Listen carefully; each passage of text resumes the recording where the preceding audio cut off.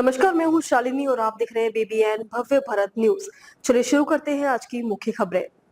Iran में बहाई समुदाय के खिलाफ कार्रवाई के मामले बढ़े, विरोध को बेरहमी से कुचल रही इस्लामिक सरकार।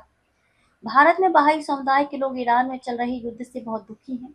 दरअसल युद्ध के कारण ईरानी बहाइयों पर अत्याचार बढ़ गया है। कई भारतीय बहाई मूल रूप से ईरान से ही आए थे और आज भी उनके रिश्तेदार उस देश में रहते हैं।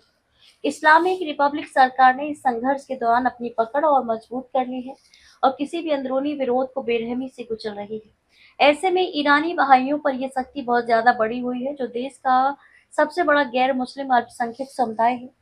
बहाई पब्लिक अफेयर्स ऑफिस की प्रतिनिधि नीलाक्षी राजकुआ ने कहा, ईरानी बहाइयों पर अत्याचार का एक लंबा इतिहास रहा है, जो 1979 की इस्लामिक क्रांति के बाद एक सुनियोजित सरकारी नीति बन गया।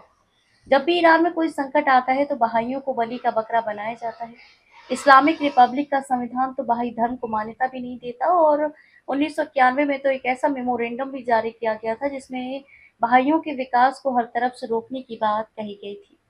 इस्लामिक रिपब्लिक ने लंबे समय से बहाइयों को उनके बुनियादी अधिकारों से वंचित रखा है, जैसे कि शिक्षा का अधिकार, सरकारी नौकरी का अधिकार और यहाँ तक कि अपने मृतकों को दफनाने के लिए कब्रिस्तान का अधिकार भी नहीं दिया है।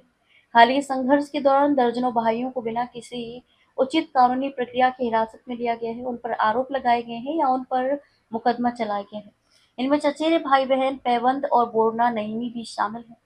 ईरानी मूल की एक और भारतीय बहाई रोमिना ने कहा कि 1980 में मेरी बहन को उसके 1 महीने के बच्चे के साथ गिरफ्तार करके जेल में डाल दिया गया था। उस समय उसका 1-2 साल का बच्चा भी था, जिसे उसे घर पर बिल्कुल अकेला छोड़ना पड़ा। मेरी बहन का गुनाह क्या था, उस पर बच्चों को पढ़ाने का आरोप लगाया गया था। ईरानी सरकार बहाइयों को नास्तिक मानती है और इसलिए उन्हें पढ़ाने से रोक दिया जाता है, खासकर नैतिक शिक्षा की कक्षाएं लेने से। तो अभी तक के लिए इतना ही। मैं शालिनी आपसे विदा लेती हूँ। अगली खबर में फिर मुलाकात होगी एक और खास खबर के साथ। तब तक के लिए बने रहिए बीबीएन भव्य भारत न्यूज के साथ। नमस्कार।